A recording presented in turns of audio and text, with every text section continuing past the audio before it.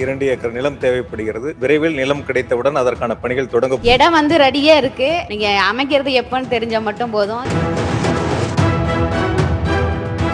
குறைந்த விலை, நிறைந்த தரம், தங்கள் தேவைகள் அனைத்தும் ஒரே இடத்தில். ஜெயச்சந்திரன். 26 மாண்புமிகு உறுப்பினர் திருமதி சித்ரா, மாண்புமிகு மின்சாரம், மதுவிலக்கு மற்றும் ஆயத்திருவைத்துறை அமைச்சர். மாண்புமிகு பேரவைத் தலைவர்களே, ஏற்காடு பகுதியில் துணை மின் நிலையம் அமைக்க துறை அதிகாரிகளிடமிருந்து கருத்துரு வரப்பெற்றுள்ளதை அடுத்து துணை மின் நிலையம் அமைப்பதற்கான நடவடிக்கை எடுக்கப்பட்டு வருகிறது என்பதை மாண்புமிகு பேரவைத் தலைவர்களாக மாண்புமிகு உறுப்பினர்களுக்கு தெரிவித்துக் கொள்கிறேன். மாண்புமிகு உறுப்பினர் சித்ரா. மாண்புமிகு பேரவைத் தலைவர் அவர்களே, புரட்சி தலைவி அம்மா தெய்வத்தை வணங்கி, வருங்கால முதலமைச்சர் அண்ணன் எடப்பாடியார் அவர்களை வணங்கி, எனது ஏற்காடு சட்டமன்ற தொகுதிக்கு உட்பட்ட ஏற்காடு பகுதியில் துணை மின் நிலையம் அமைக்க அரசு முன்வருமான் என்று கேட்டிருந்தேன்.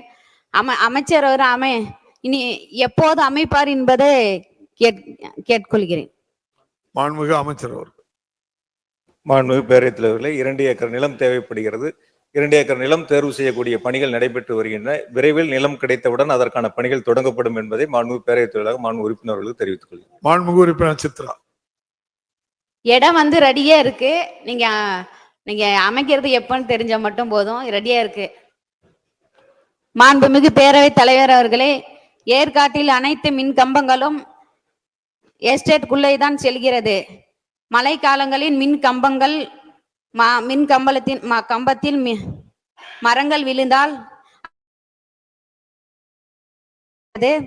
மேலும் இரவு நேரங்களில் காட்டெருமை தொல்லை அதிகமாக இருக்கிறது. எஸ்டேட்டுக்குள்ளில் யாரும் செல்வதில்லை. மேலும் உயர் மின் கம்பம் அழுத்த பாதையை சாலை ஓரமாக மாற்றி அமைக்க அரசு நடவடிக்கை எடுக்குமா என்று கேட்டுக்கொள்கிறேன். மாண்புமிகு அமைச்சர்.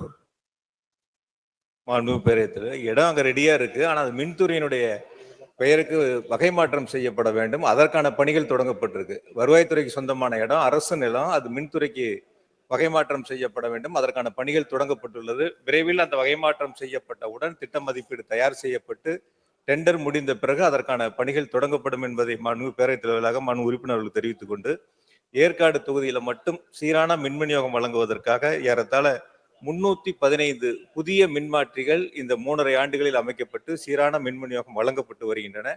சேலம் மாவட்டத்தில் 6 துணை மின் நிலையங்கள் அமைப்பதற்கான வாய்ப்புகளை, அனுமதிகளை மாண்புமிகு முதலமைச்சர்கள் வழங்கியிருக்கின்றார்கள். அதற்கான பணிகளும் தொடங்கப்பட்டிருக்கின்றன. மாண்புமிகு உறுப்பினர்கள் சுட்டிக்காட்டியிருக்கின்ற அந்த குறைகளும் விரைவில் அரசு அதிகாரிகளை, நம்முடைய துறையினுடைய அதிகாரிகளை அனுப்பி அது சீர் செய்யப்படும் என்பதை மாண்புமிகு பேரவைத் தலைவர்கள் மாண்புமிகு உறுப்பினர்களுக்கு தெரிவித்துக் கொள்கிறேன். குறைந்த விலை, நிறைந்த தரம், தங்கள் தேவைகள் அனைத்தும் ஒரே இடத்தில். ஜெயச்சந்திரன்.